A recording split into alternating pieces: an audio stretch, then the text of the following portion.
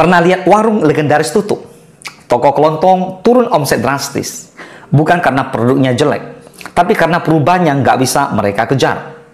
Teknologi seharusnya jadi alat bantu, tapi kok bisa jadi ancaman? Di satu sisi, teknologi bikin bisnis lebih mudah, murah, dan cepat.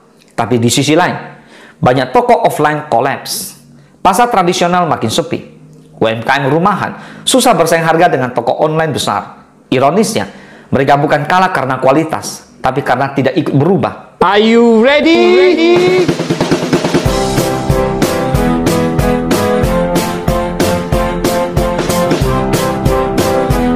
Are you ready?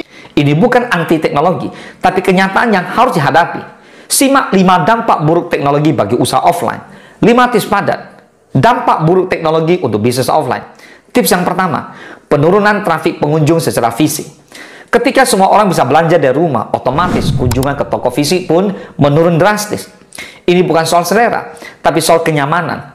Kalau pelaku usaha offline nggak punya daya tarik lebih, maka toko mereka akan ditinggalkan, bahkan oleh pelanggan tetapnya. Tips kedua, tekanan harga dari kompetitor online. Platform online bisa jual lebih murah karena biaya operasionalnya kecil, sementara toko offline harus bayar sewa, listrik, dan gaji karyawan. Akibatnya, mereka sulit bersaing harga. Konsumen pun pindah ke online, meski kualitas belum tentu lebih baik.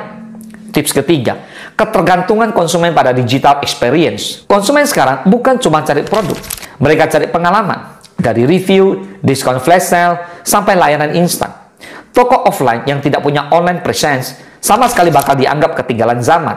Padahal barangnya mungkin lebih bagus. Tips keempat, margin keuntungan makin tipis karena digitalisasi paksa. Banyak usaha offline akhirnya dipaksa masuk ke platform digital hanya untuk bertahan. Tapi di sana mereka harus bayar komisi, ongkos kirim, hingga biaya promosi. Jadi, meskipun dagangannya laku, untungnya nggak seberapa. Belum lagi kalau harus pasang iklan. Tips kelima, gap teknologi dan adaptasi yang tidak merata.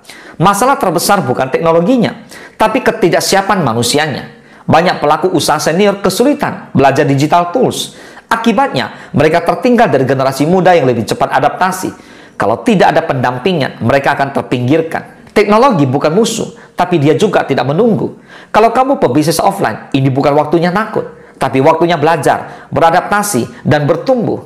Karena yang akan kalah bukan bisnis kecil, tapi bisnis yang tidak mau berubah. Semoga bermanfaat. Salam sukses, dahsyat.